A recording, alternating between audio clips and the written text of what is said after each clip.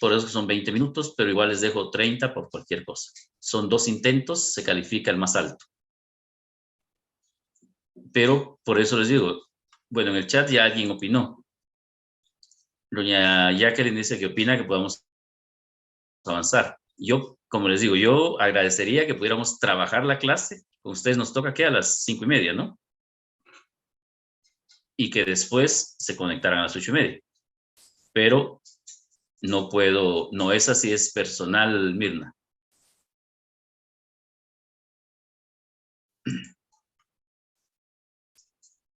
Por lo menos en el chat, los que van opinando sí hablan de que avancemos. Yo preferiría para que nos pongamos al día. ¿Opiniones? Avancemos, dice don Alexander también. ¿Sí? Avanzamos entonces, tenemos clase y luego nos conectamos a comprobación. ¿Estamos? ¿Sí? Muy bien, jóvenes.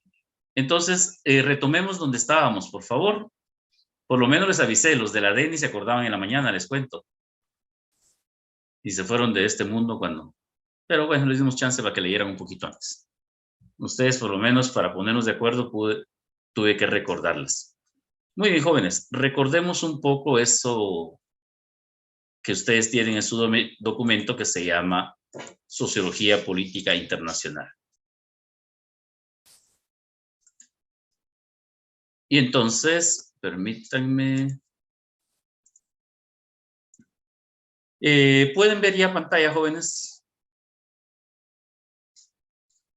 ¿Sí?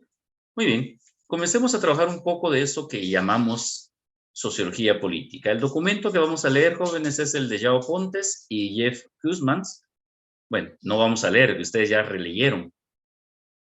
Y se llama La contribución de la sociología política internacional al pensamiento crítico en relaciones internacionales. Partamos de una idea entonces, jóvenes. ¿Se recuerdan en el documento anterior que yo les decía, no somos historiadores, ¿se recuerdan? Sino que vamos a ver la historia desde relaciones internacionales o la especialidad de relaciones internacionales que se llama historia de relaciones internacionales, ¿se recuerdan? Entonces ahorita no vamos a rivalizar con don Manuel Rivera, Dios me libre, yo no soy sociólogo y él sí, pero vamos a hablar entonces del aporte que la sociología nos ha dado como internacionalistas. ¿Estamos? O sea, vamos a entresacar eso que la sociología política internacional, o sea, no la sociología, no cualquier sociología también, ¿verdad? Entonces vamos a ver esos aportes en función de cómo nos ha ayudado a crear pensamiento crítico. Pero ojo, jóvenes, también tengamos algo claro. Miren, lo que vamos a hacer ahorita es algo así como algunos de ustedes, no, ustedes ya son muy jóvenes, ya no fueron del mundo de Guerra de las Galaxias, por ejemplo. Doña Britzi, los que así de casualidad habrán visto alguna vez eso, se habrán dado cuenta que hubo, ¿qué? Guerra de las Galaxias 1, 2 y 3, y después vino 5, 6 y 7, pero que eran al revés, porque las que venían después era la 1, 2 y 3, y entonces las originales se convirtieron en 5, 6, 7, ¿se recuerdan? Entonces algo así es lo que nos pasa ahorita. De mucho de lo que discutimos en Relaciones 1, todo ese cambio, digamos, paradigmático y todo de Relaciones 1, ahorita lo que vamos a hacer es explicar de dónde vino, ¿sí? Vamos a ver cómo esa idea crítica que empezamos a discutir ya en la 1, o sea, el cambio paradigmático, es un aporte que nos dio la sociología en su momento, ¿sí? Entonces, cuando me digan, mire, pero si de eso sí ya lo hacíamos, sí. Ahora lo que vamos a hacer es explicar teóricamente de dónde vinieron esos cambios. ¿De acuerdo? Entonces, dos cosas, además de los previos que vamos a ver ahorita en la presentación. Vamos a ver entonces, no sociología, no somos sociólogos. Vamos a ver el aporte o la contribución de la sociología política al pensamiento crítico en nuestra disciplina, ¿sí? Y para eso, entonces, jóvenes, igual que hicimos en el documento anterior, pongámonos aquí antes de empezar. Algunas cosas que tenemos que tener claras, jóvenes, y que se van a ir desdoblando a lo largo del documento y la presentación. Primera cosa, las relaciones internacionales son una ciencia, son una disciplina científica, ¿sí? ¿Se recuerdan? ¿Eso queda claro? Solo por molestar, jóvenes. ¿Alguien se anima a decirme por qué relaciones internacionales son una ciencia? Eso lo vimos en Relaciones 1. O con eso empieza Relaciones 1. Yo, licenciado, ¿puedo responder? Por favor, doña Sandra, no puede. Debe, porque ya encendió el micrófono. Porque nace de una necesidad y hay elementos que cumplen pues ciertos requisitos, ¿verdad? Que estos elementos son objeto, método y teoría. Exactamente. Esos tres elementos que mencionó son los que hacen que una ciencia sea ciencia, ¿sí? O sea, lo primero que dijo doña Sandra tiene toda la razón, pero eso es aplicable igual a todas las ciencias, ¿se recuerdan? Nace de una necesidad. Pero en teoría nos han dicho que toda ciencia o toda área de conocimiento que empieza a ser estudiada, para llegar a constituirse como una ciencia autónoma, tiene que reunir tres requisitos, que son los que nos dijo doña Sandra hace un momento. Tiene que tener su propio objeto de estudio, tiene que tener su teoría y tiene que tener su método. Cuando ya logra tener esos tres elementos o cumplir esos tres requisitos, estamos hablando de una nueva ciencia. ¿De acuerdo? ¿Pueden creer ustedes que todavía estudiantes de último año truenan con esta pregunta en examen final? Entonces, por favor, por vidita suya, apúntelo bien y todas las noches, junto con sus oraciones y recordarse de Josecito Cortés, recuerde esas tres cosas porque se lo va a estar preguntando a cada rato. ¿Sí? ¿De acuerdo? Entonces usted recuerde tres cosas antes de dormirse: sus oraciones del día, los buenos deseos para Josecito y la ciencia. La relaciones internacionales es ciencia porque tiene esos tres elementos. Eso también puede hacerlo don Joshua. Le cuento que en algunos lugares me encienden veladoras y a ese nivel estamos. Regresemos entonces, jóvenes, por favor. Primera cosa entonces, jóvenes, nuestra disciplina como todas, nuestra ciencia como todas, ha tenido que evolucionar. O sea, en el documento nos dicen, bueno, ha evolucionado. Digamos, ha tenido que. Ninguna ciencia puede quedarse estancada. ¿Y en qué hemos evolucionado, jóvenes? En principio de nuestro problema. O sea, originalmente, relaciones internacionales dentro de su objeto de estudio tenía que lo que estudiaba era el problema del orden en el sistema internacional. Y tuvimos que evolucionar y decir, no es solo cómo mantener el orden. Es entender que nuestro objeto de estudio es complejo y esa complejidad se da en el ámbito político y social. ¿Sí? Esa evolución también nos trajo a una diversidad de producción teórica. Ahora bien, esa producción teórica, ustedes han visto la discusión que hacen los autores en el documento y nos dicen, mire, la producción teórica así en grande, como hemos tenido en relaciones internacionales, puede jugar a favor o en contra de la misma ciencia. ¿Por qué?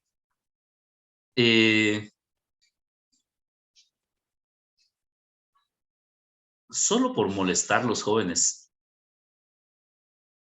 ¿cuáles son las tres situaciones, tres eventos o tres, lo que usted quiera llamar, que se dio a principios del siglo XX y que marcaron nuestra disciplina?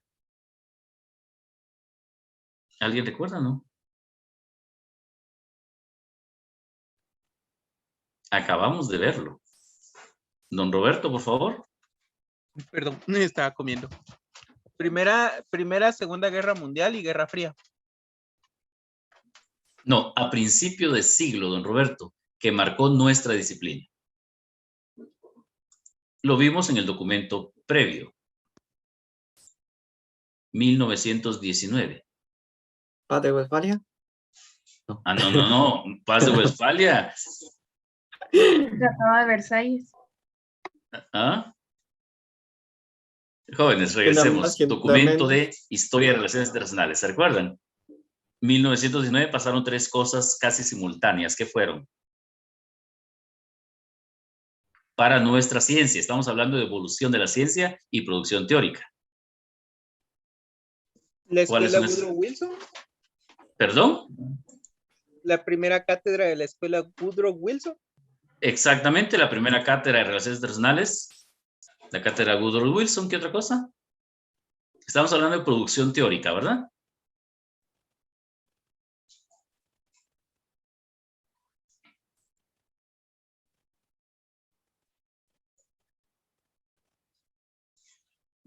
Jóvenes, tuvimos la primera cátedra, los primeros estudios y las primeras revistas. ¿Se recuerdan?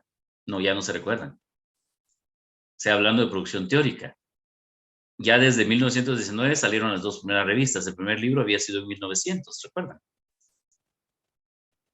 Y a partir de ese momento la producción de nuestra disciplina ha sido grande. Eso es lo que nos dice la presentación. O sea, hemos producido mucho, pero por eso puede ser a favor o en contra. A favor, porque hemos investigado, hemos conocido todo nuestro campo de estudio, dice. Pero en contra, ¿por qué? Porque puede que nuestros esfuerzos lo que sirvan es para diluir, digamos, el conocimiento, que empecemos a querer hacerlo de todo. De ahí viene eso que algunos dicen que nos creemos todólogos, ¿sí? Entonces, dependiendo, puede ser a favor o en contra el tener mucha producción.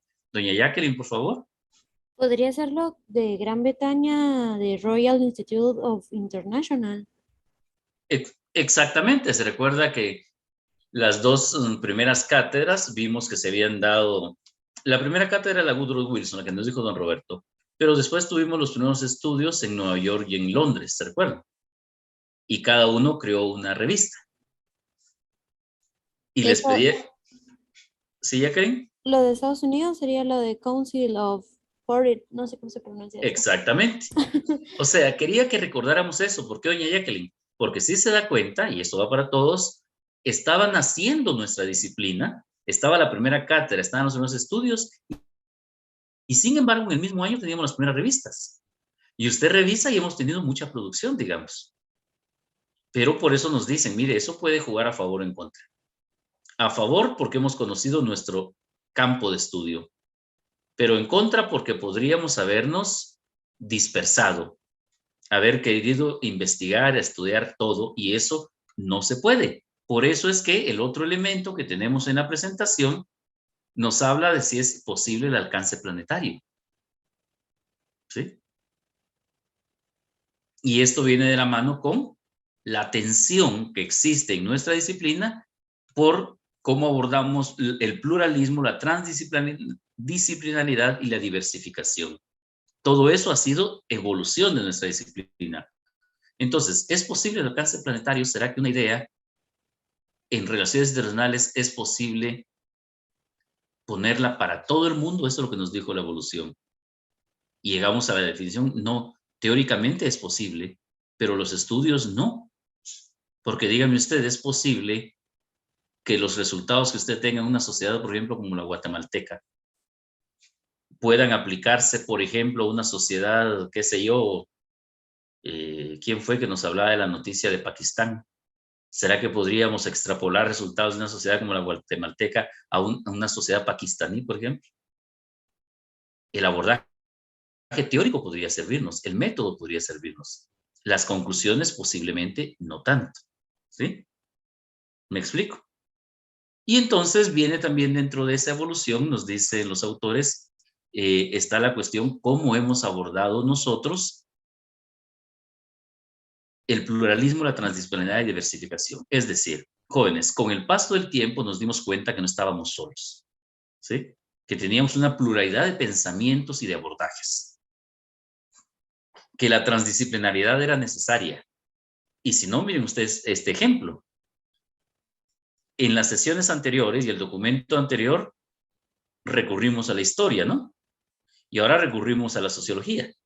Y ahorita con la sociología van a ver que no solo la sociología, son otras ciencias que también se introducen. Entonces entendimos que somos una ciencia que recurre a la transdisciplinariedad, ¿sí? Y que hemos diversificado también nuestros alcances. ¿Estamos? Luego, otra cuestión para tener antes de empezar.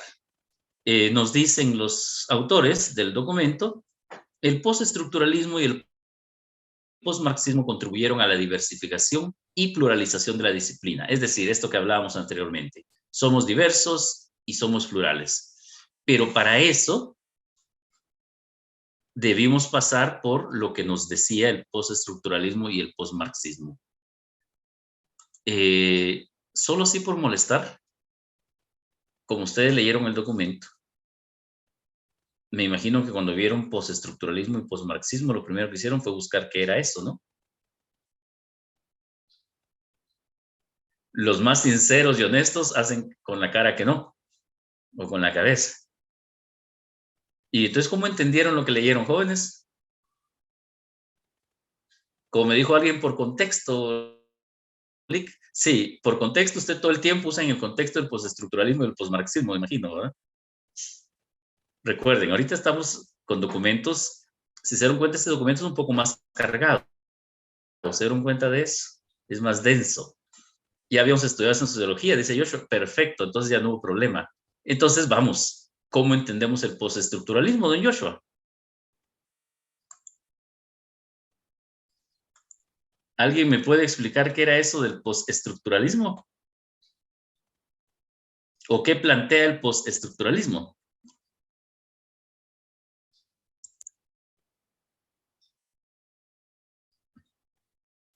Ya lo vieron, pero nadie se anima.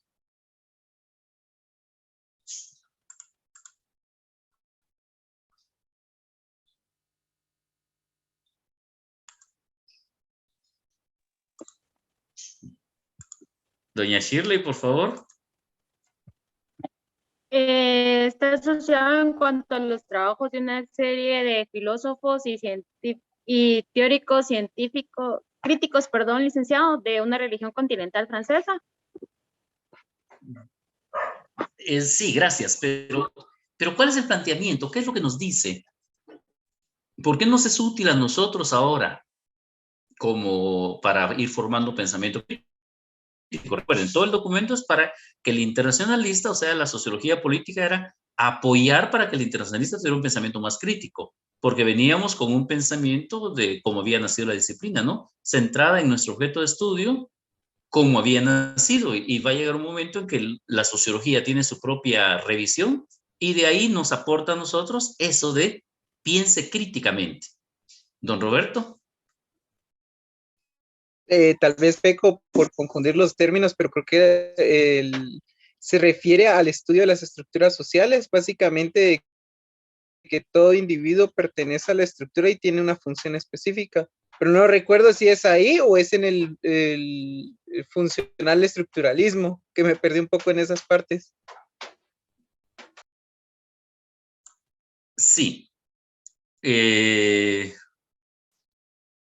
Quiere decir que para hablar de postestructuralismo, don Roberto nos dijo ya, incluso metió ya otro concepto. ¿Cuál fue el que metió más, don Roberto? Funcional estructuralismo, es que me confundo con los dos. Exactamente. O sea, para hablar de postestructuralismo, primero tendríamos que ver qué era el estructuralismo, ¿no? Y para fines, ojo, no nos perdamos de para qué nos sirve ahorita, ¿no? La cuestión de visión crítica, jóvenes. Y entonces, para no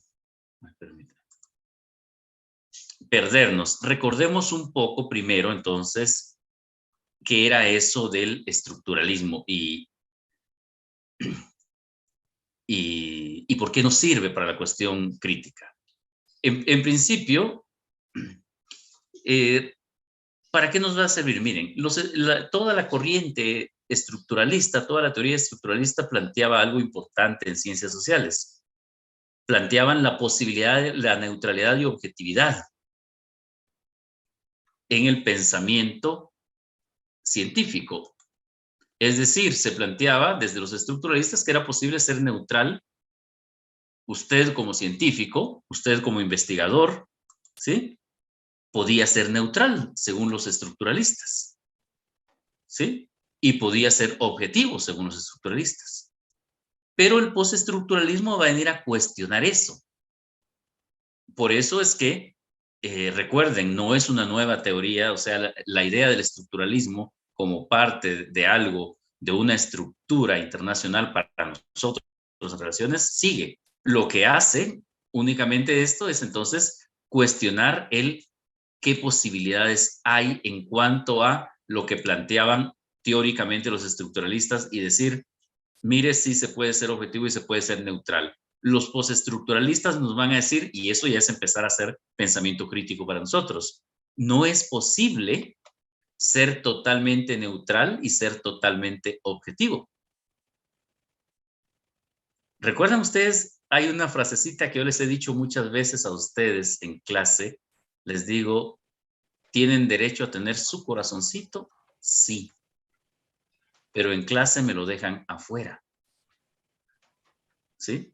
O sea, en clase, porfa, su corazoncito que espere al cerebro y que entre solo el cerebro a clase. ¿Sí? ¿Por qué? Porque nosotros tenemos que pretender la objetividad.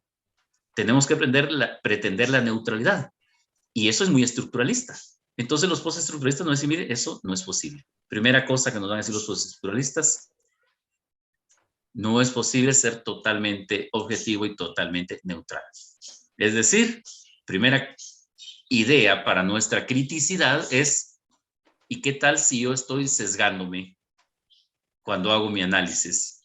¿No lo han pensado ustedes así cuando analizan algo? ¿No será que su lugar en la sociedad, su historia personal, su historia laboral, su historia familiar o lo que sea, hace que usted se sesgue un poco por muy profesional que sea?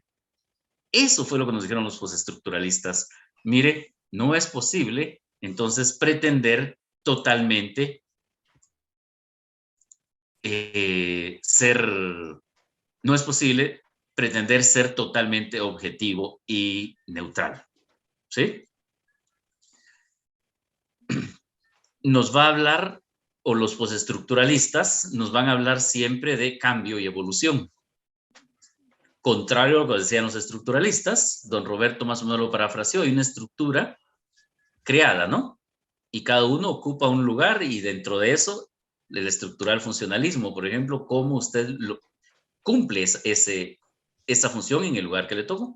Pero los postestructuralistas nos van a decir, mire, en realidad esa estructura tiene que evolucionar. Siempre hay evolución, ¿sí? No hay ningún objeto de estudio que permanezca como cuando la ciencia se creó. ¿Sí?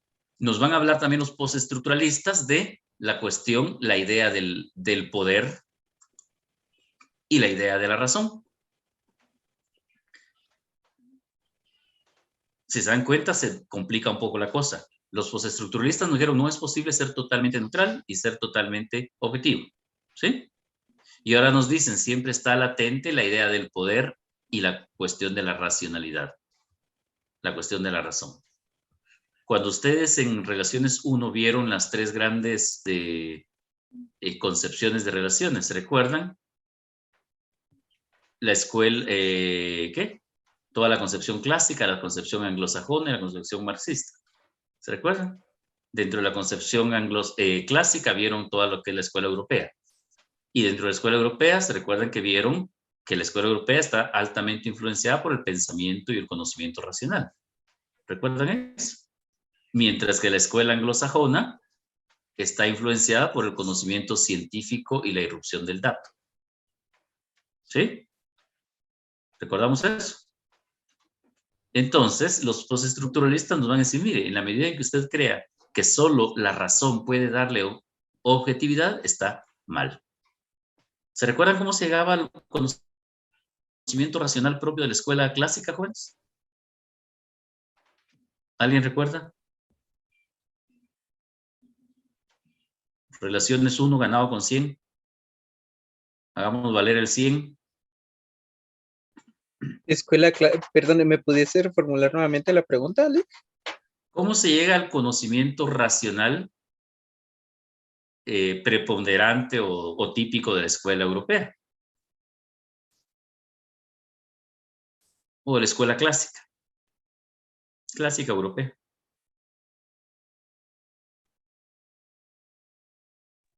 ¿Nadie recuerda?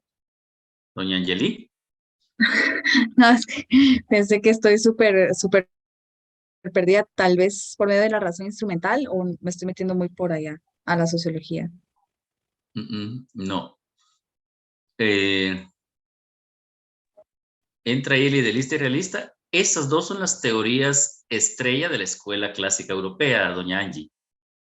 ¿Se recuerdan ustedes? Toda la concepción clásica da lugar a la escuela europea. La escuela europea tiene dos grandes teorías, realismo e idealismo. Toda la concepción y escuela anglosajona tiene dos grandes teorías, el behaviorismo y el sisteísmo. Y la tercera gran concepción, que es la marxista, que tiene una escuela que es la marxista y que tiene una teoría que es la marxista. Y la marxista todo es marxista. ¿No, Roberto? ¿Ya recordó algo o no? En base al estatocentrismo, perdón. El estadocentrismo sí es la visión dominante en la escuela europea. La escuela europea es altamente estadocéntrica. Pero no, mi pregunta es cómo llegamos, miren, la escuela europea es aquella que, para explicar las cosas, utiliza el pensamiento y el conocimiento racional. La escuela anglosajona va por el lado del cientificismo, utiliza el conocimiento y el pensamiento científico. Doña Angie.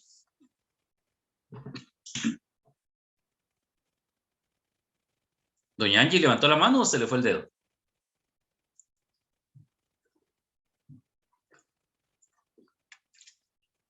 Creo que se le fue el dedo.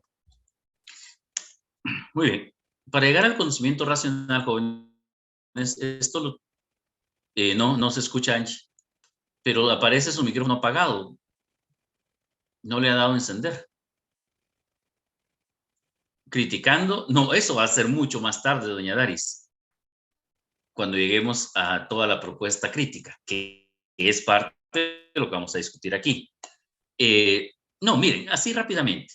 El planteamiento de la escuela clásica, a través del realismo y el idealismo, que son sus dos teorías base, nos dice que se puede hacer conocimiento de la ciencia a través de la razón, el uso de la razón.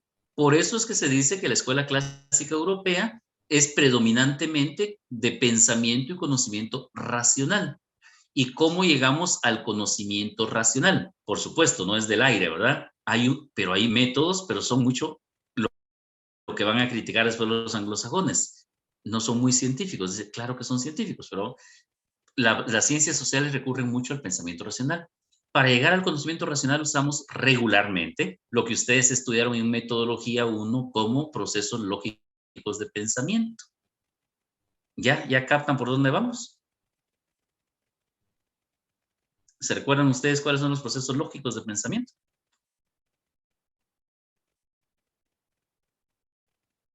¿También ganaron metodología 1?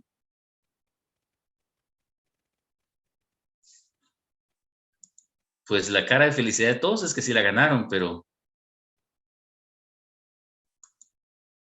observando. ¿Sí, don Alexander? Pero ese es solo uno de los métodos. Los procesos lógicos o los altos procesos lógicos de pensamiento son aquellos, miren, van a ver qué fácil es. Son aquellos que conocemos como, no le quitemos el espacio a doña Fátima. Doña Fátima, por favor. Dijo método, ¿se refiere al método inductivo y al método deductivo? Así es. Gracias, Fátima. Sí, los procesos lógicos de pensamiento, de ahí nacen estos métodos, Fátima, son aquellos que el ser humano realiza así, sin pensar. Por eso que son los procesos lógicos de pensamiento. O los altos procesos lógicos. Altos porque usted no necesita pensarlos. Usted los hace en automático. Me explico. Usted entra, por ejemplo, a un salón de clase, cuando podamos regresar y ve un escritorio de aquellos de paleta. Fátima, ¿usted dónde se sentaría? Usted en su vida le han dicho para qué sirve ese escritorio, pero entre y siéntese. ¿Dónde se sienta usted? En el primero que vea. No, pero me refiero hay un escritorio y dice siéntense, pero es un escritorio de paleta, pero usted en su vida ha visto un escritorio de paleta. ¿Pero dónde se sienta? En la silla. ¿Y por qué no se sienta en la paleta? Porque no es lo correcto, no es lo que me han enseñado, es lo que está en mi subconsciente. Pero además porque si se sienta ahí se va a dar un somatón de aquellos buenos. O sea, en el momentito su cerebro se ve incómodo, dice Roberto González. En la paleta había dicho Joshua, en el asiento. Sí, miren, en el momentito su cerebro, aunque usted nunca hubiera conocido un escritorio y no sepa, porque pudiera ser que realmente se tuviera que sentar, porque no puede decir es correcto o incorrecto dónde porque no lo conoce, pero sí sabe, su cerebro inmediatamente empieza a procesar y dice, si me siento ahí me caigo. Pero para llegar a esa conclusión su cerebro analizó, hizo inducción, deducción, análisis y síntesis. Esos son procesos lógicos. Inducción, deducción, análisis, síntesis, concreción, comparación, todo eso que ustedes hacen automático y que les salva la vida muchas veces. ¿Sí? Ya esos procesos se transforman en métodos, el método inductivo, el método deductivo. ¿Me explico? Y eso da como resultado un tipo de conocimiento que conocemos como conocimiento racional. ¿Estamos? Entonces, regresemos a dónde, ¿por qué nos metimos a esto?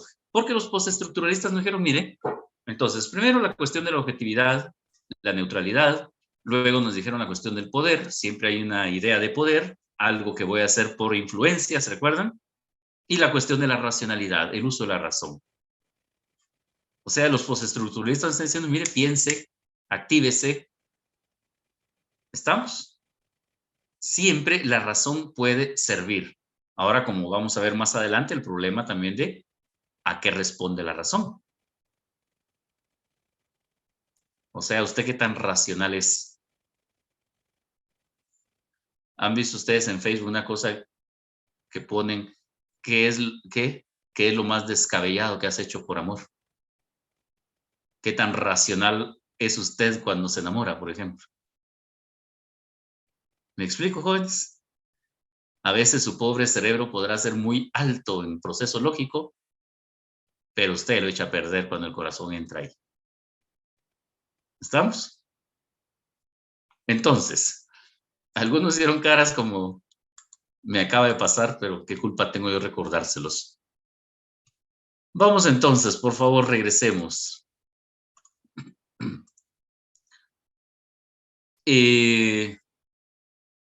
Postestructuralismo, jóvenes, entonces, nos hace un llamado, pero más aún el posmarxismo. ¿Recuerdan ustedes en Relaciones 1, ustedes vieron el marxismo y vieron que el marxismo, su base principal es ¿qué? ¿De dónde viene todo el análisis marxista? ¿Perdón? ¿Capitalismo? Es una teoría económica. El marxismo es una teoría económica que trata de explicar todo eso. ¿Perdón? La lucha de las clases sociales. Exactamente, la lucha de clases.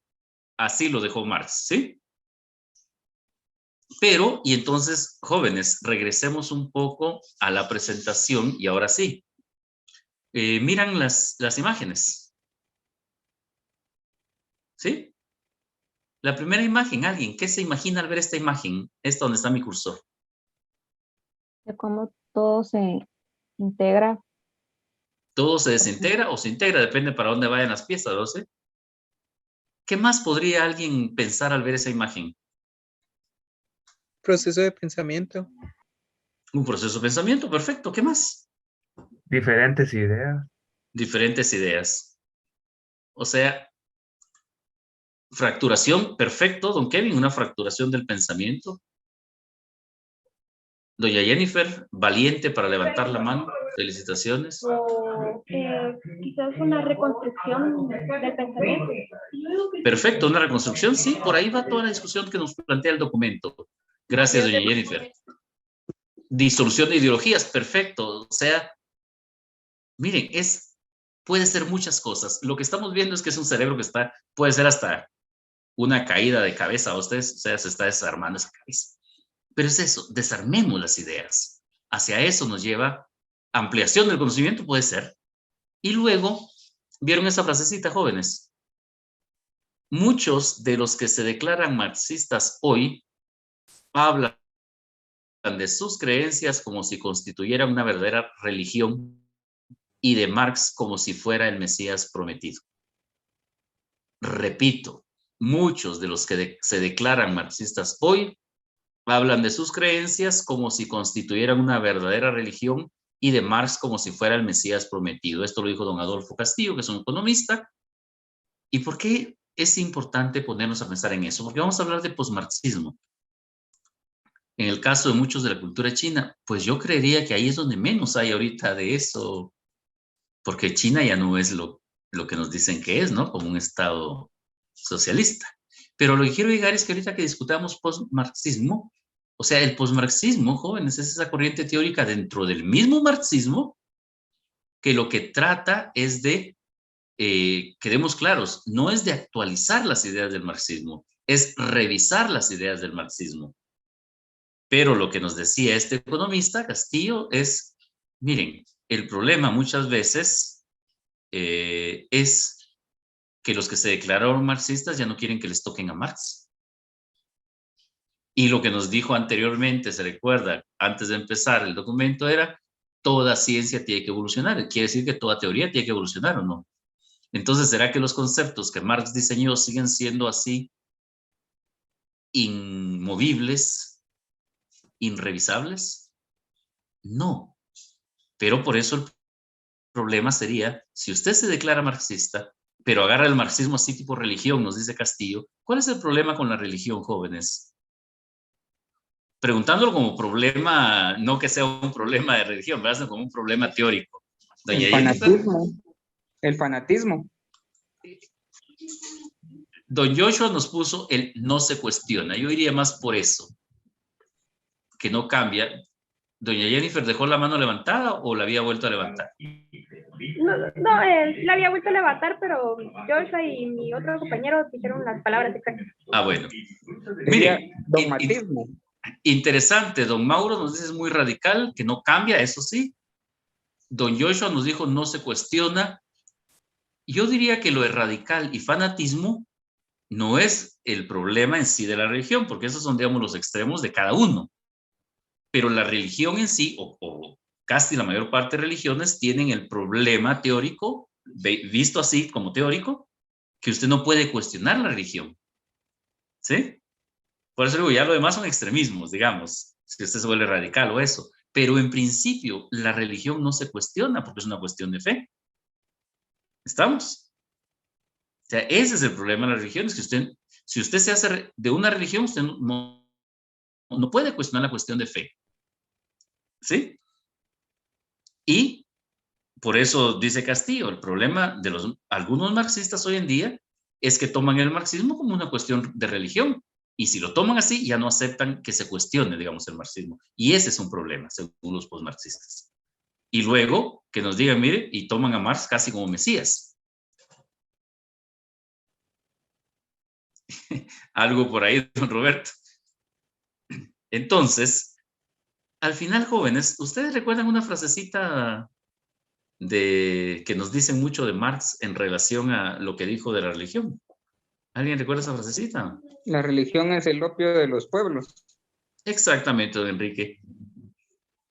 Y entonces lo que nos dice este Castillo, y que vamos a ver que nos dicen los postmodernistas, los postmarxistas, perdón, es, si usted no es capaz de cuestionar el marxismo, y no es porque no puede, porque no se atreve a cuestionar a Marx, entonces usted cayó en lo mismo que Marx criticó, ¿no? Entonces resultaría que el marxismo y Marx serían el opio de los pueblos. ¿Ya se dieron cuenta de eso? Si llegamos a ese nivel de creer que no se puede cuestionar, estamos haciendo a Marx y a su teoría el opio. ¿Me explico, jóvenes? O sea, el posmarxismo nos está diciendo, mire, sí se puede no actualizar, porque no es cuestión de actualizar, pero sí se puede revisar. ¿Estamos? Y entonces el posmarxismo nos va a llamar precisamente mire, ¿cómo pensó Marx las cosas y siguen siendo válidas hoy, por ejemplo? ¿O hay elementos que hacen que tengamos que reentender a Marx? Porque recuerden ustedes, el posmarxismo inicia en la Escuela de Frankfurt como toda la sociología crítica, Joshua. Ustedes ya llegaron a la Escuela de Frankfurt, entonces. ¿Sí? Y todo esto entraría en la Escuela de Frankfurt. ¿Sí? Que es toda la sociología crítica. ¿Se recuerdan que ustedes vieron Chicago como la clásica y ahorita están viendo entonces a Frankfurt como la sociología crítica? ¿Sí? Y toda esta idea viene entonces, sí, Escuela Frankfurt, teoría crítica. Que de hecho tenemos que discutir nosotros un poco de eso de teoría crítica entonces también. Pero entonces solo, miren, veámoslo de esta manera. Tan es así que el postmarxismo, por ejemplo, antes de empezar o toda su elaboración teórica, toma como base el deconstruccionismo y el postestructuralismo. Y ya dijimos que el postestructuralismo nos llama a deconstruir nuestras ideas, y por eso la deconstrucción y el postestructuralismo le van a dar base al postmarxismo. La deconstrucción, ¿ya vieron deconstrucción en sociología? ¿No? ¿No? ¿Todavía no? No. Bueno, lo van a ver ahorita que estén en toda esta locura. Pero la deconstrucción es eso, jóvenes, o sea, empiece a repensar las ideas que tiene, empiece a deconstruir su pensamiento, atrévase a pensar más allá, lo que yo le pongo en las noticias, piense más allá, ¿sí? O sea, deconstruya aquellos conceptos que le han dicho que no se podían mover, ¿sí? Marx habló de lucha de clases, ¿sí o no?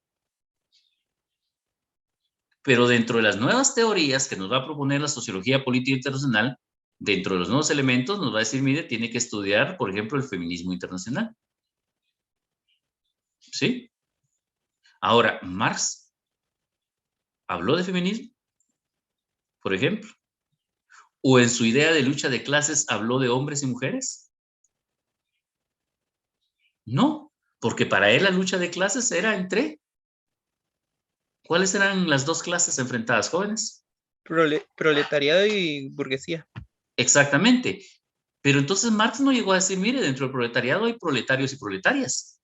Porque para él la idea era clase, ¿o no?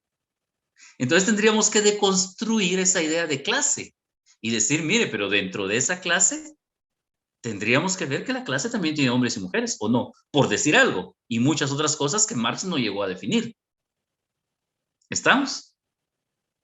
Y entonces la estructura, por eso es que el postmarxismo nos va a tomar primero la deconstrucción de pensamiento y el postestructuralismo para decir, mire, revisemos a Marx, revisemos el pensamiento marxista para ver cuáles son los elementos que quedaron fuera, pero que sí tenemos que entenderlos.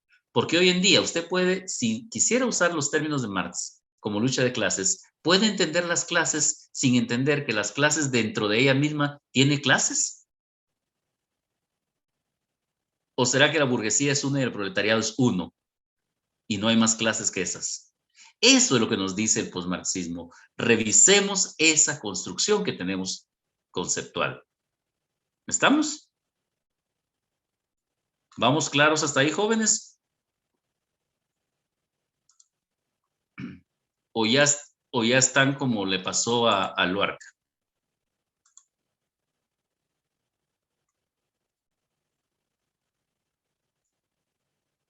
Con todas estas palabras y todo esto que estamos hablando. ¿Saben ustedes que dice que García Luarca oyó un verso de Rubén Darío y el verso de Rubén Darío decía que púberes canéforas te ofrenden el acanto? ¿Entendieron algo, no? Que púberes canéforas te ofrenden el acanto. ¿Han oído ese verso? ¿Alguien entendió el verso, no? No, Eli, para nada. Solo... García Lorca, que era García Lorca, tampoco. Y entonces dice que mejor se levantó y dijo, momento, díganmelo otra vez porque lo único que entendí fue que. O sea, de todas esas palabras solo había una que él conocía, ¿no? Y a veces nos pasa con estos temas, jóvenes. Si se dan cuenta, por eso digo, este documento ya empieza a ser un poco más denso. Y por eso yo insisto, no podemos solo tener hojas de trabajo, jóvenes, porque tenemos que discutirlo. ¿Estamos? ¿Preguntas hasta acá? ¿Comentarios? ¿Todo clarísimo? Entonces, por eso mismo es que yo decía, prefiero que tengamos clase el jueves, porque se dan cuenta, sí tenemos mucho que hablar todavía. Igual, si se dieron cuenta, la presentación de base de trabajo ya está en la plataforma. Me imagino que ya la vieron. Está desde la semana pasada. Ya está visible. Entonces, si pueden leerla para avanzar un poco, sería bueno. ¿Estamos? Wally, perdóneme, ¿podría repetir, por favor? Repítame usted lo primero que dijo, mejor, Angeli, porque no le oí. No, ¿cuál era lo que está en la plataforma de la semana pasada? Si me podía repetir, por favor. La presentación de este tema. La presentación, sí, me confundí con el libro porque dije el libro ya está publicado desde antes de clases. Exactamente. No, los materiales de lectura, recuerden que ellos los encontraron a ustedes en la clase. Cuando ustedes llegaron, ellos ya estaban. No, la presentación, para que podamos ir trabajando sobre ella. ¿De acuerdo? Bueno, si no hay preguntas, jóvenes, tienen unos minutos para estirarse e ir a donde tengan que ir. ¿De acuerdo? Permítame, solo... entonces, ¿qué era el marxismo? Dice Alexander. Una teoría. Solo que la cuestión era que era válida en su momento con esos conceptos así. Pero por eso digo, no es actualizar, es revisar. ¿Sí? Perdón, es que alguien hizo una pregunta en el chat, pero llegó como privado. Entonces, ustedes no vieron la pregunta. Entonces, lo que yo estoy contestando es a esa pregunta. Enrique, por favor, y luego Roberto. Licenciado, usted dijo que nos iba a compartir un material de las relaciones 1 para podernos nivelar un poquito más, pero no lo ha subido a la plataforma. Perdón, lo olvidé. Sí, déjenme subírselo, ¿sí? Mañana por la mañana lo subo. Gracias, licenciado. Con gusto. Si alguien pregunta si no es necesario poner presentes, recuerden que yo les dije que les agradezco si siguen la tónica, a mí me sirve, pero para fines de su examen ya no es, ya no les puedo quitar el examen si no cumplen la asistencia. Eso fue lo que expliqué. Don Roberto, por favor. Perdone, solo para concluir. Entonces se podría decir de que el marxismo o el comunismo que tienen los chinos y los vietnamitas sería parte del posmarxismo, ¿o es un método diferente? Yo me atrevería a decir, Roberto, que lo de ellos es una cuestión muy de ellos. Porque si usted ve, por ejemplo, ellos tienen lo que se llama un socialismo renovado, digamos, o un comunismo renovado, pero en la que la economía es capitalista. Si veámoslo así, es capitalista en cuanto al manejo, pero con participación del Estado. Pero se recuerda usted que la propuesta marxista no era esa, la propuesta marxista era que era la propiedad de todos. Y cuando usted ve, en Relaciones 1 ustedes habrán discutido cuando vieron marxismo, ¿se recuerdan el problema del marxismo? Que no, por ejemplo, muchos critican y dicen que el marxismo ya desapareció, porque cuando cayó la Unión Soviética se demostró que no servía. No, la Unión Soviética pudo haber caído, la teoría no cae. Porque la teoría caería si la realidad que le dio origen cae. Pero en la realidad ya no existen las clases sociales, por ejemplo. Y esas clases sociales no devienen de la propiedad de los medios de producción. ¿Eso ya desapareció? No. Entonces quiere decir que podemos todavía seguir utilizando esa teoría. Pero revisémosla para entenderla hoy en día, ¿no? Porque ya no sería posible aplicarla como Marx dijo. Pero, insisto, cuando ustedes vieron marxismo, porque con eso se va terminando un poco todas las teorías más modernas, de hecho, una de las grandes concepciones de relaciones es la marxista, jóvenes. Miren, solo aclárenme, ¿ustedes no vieron así las tres grandes concepciones teóricas? La europea, la anglo y la marxista. ¿No las vieron?